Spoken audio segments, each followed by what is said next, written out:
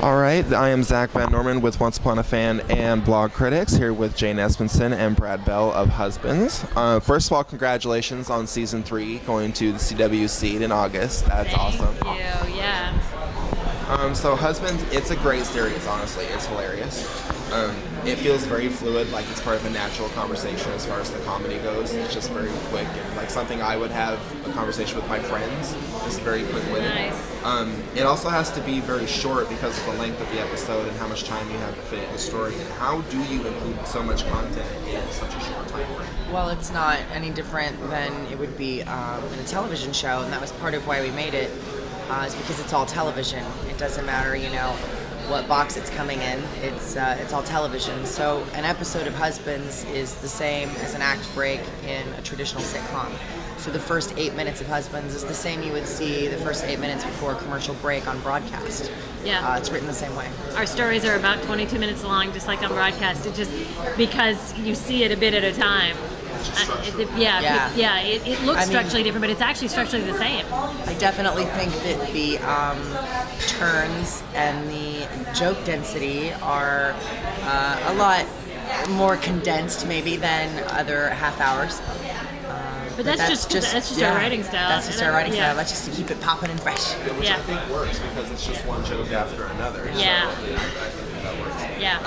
Doma and Prop 8 Right. resolved by the Supreme Court, which would also make the situation on the show much more realistic. Yeah. Are we going to see that kind of effect the storyline at all, or can maybe even mention or come into play, or is that going to be something that's just it's already assumed that that's the case? So it's already assumed in our world. So what's happening is the world is starting to look like the fictional world that we created in the first place. Yeah, I think that we have magic powers where when we write things, they come true, because we've done that a few times. Yeah. Yeah, we made Anderson Cooper come out. We did. and we're the reason that Barack Obama came out in support of gay marriage. We're pretty sure that was us. Yeah. And all those I'm athletes. certain. I feel like it's basically proof. Okay. We have timestamps. All the athletes that are coming out. Yeah, that was us. That was us. Yeah. Thank you for all of that. So help increase more cultural exposure. Yes, thank you. The episode in the first season where they're discussing Brady's difficulties with coming out recently compared to Cheek's entire life of doing with the same. Right. That also seems very familiar. Like I've had that conversation with several people as well. What is your take on things like Doma and Prop 8 being resolved, shows like Husbands and other things, kind of changing people's views and the way that our culture is kind of going in that direction? Yeah, I definitely think that it does change perception. I think that knowing gay people, either literally in real life or being able to feel like you know them because you can relate to them through what you see.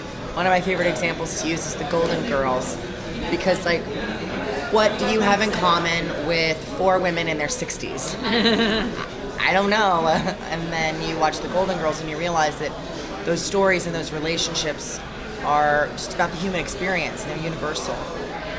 And I feel like that is what we strive for on our show. They are specific stories, but the heart of them is something that I think every human being can relate to. I'm really glad you brought up the Golden Girls actually, because there's an episode of that show where gay marriages, gay marriages absolutely. Absolutely, yeah. We've watched those episodes together. We thought a lot about what that show accomplished, the way it did it, the things she was saying. Like, that show was quite important to us. That show is very ahead of its time, absolutely. Yeah, I would agree, especially with the relationship between her brother and his partner, and he was a cop. It's so different from, especially what we would see now with common stereotypes of gay people.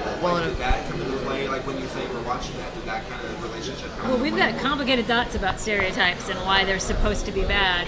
Yeah. That I will let Brad feel. That did not come into play, no. I had forgotten that episode, actually. The particular episode I remember is them saying she was a lesbian, and Blanche says, well, so what? Isn't Danny Thomas one? Yeah. And they say that's Lebanese, and she goes, oh, lesbian.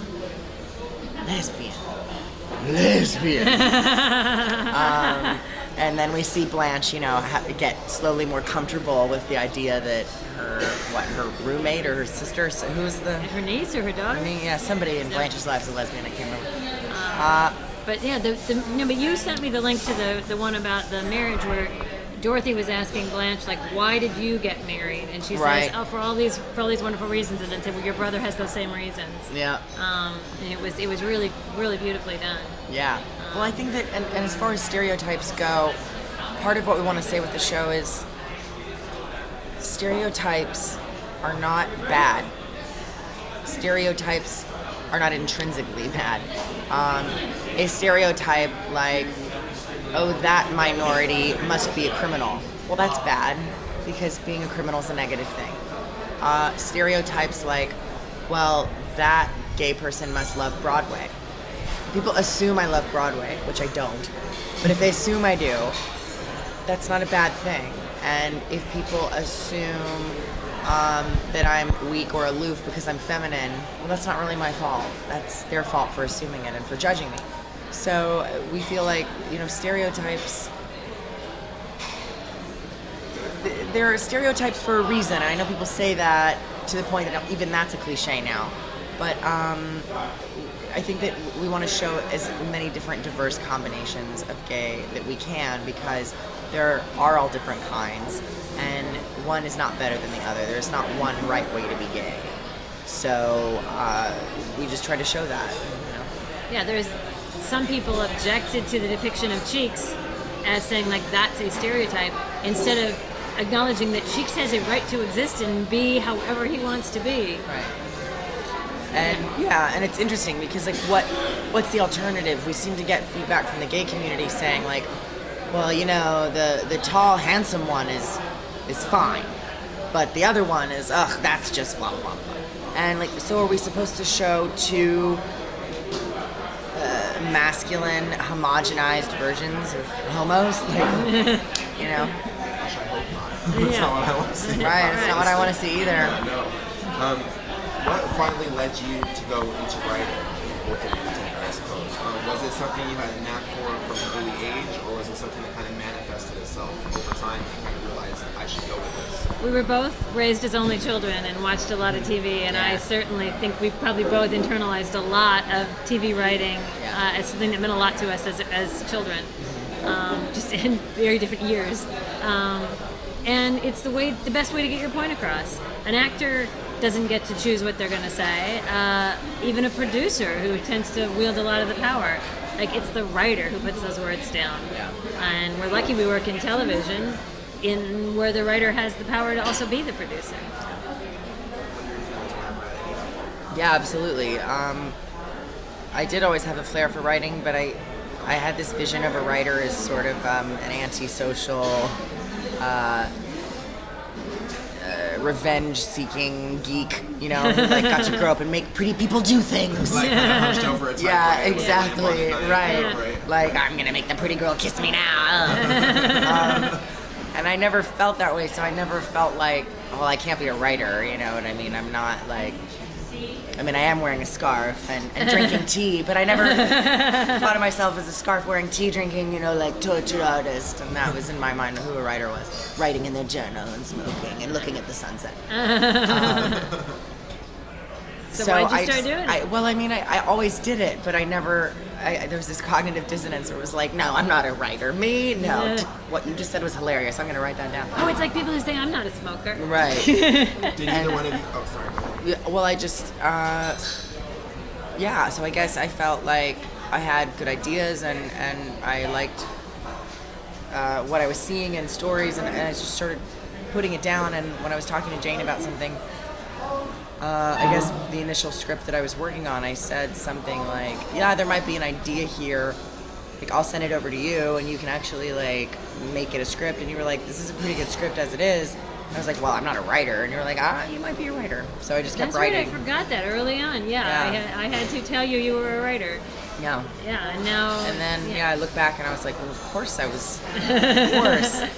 Because, like, friends and family would all say, like, oh, you've always been so funny and so good. And I started thinking about it. I was like, wait, I've been writing and performing my own stuff since, like, 12. So, yeah, he was a writer. That's awesome. And then, what would you say to writers who are trying to get their content out to the world, either in print or other forms of media? Any words of wisdom?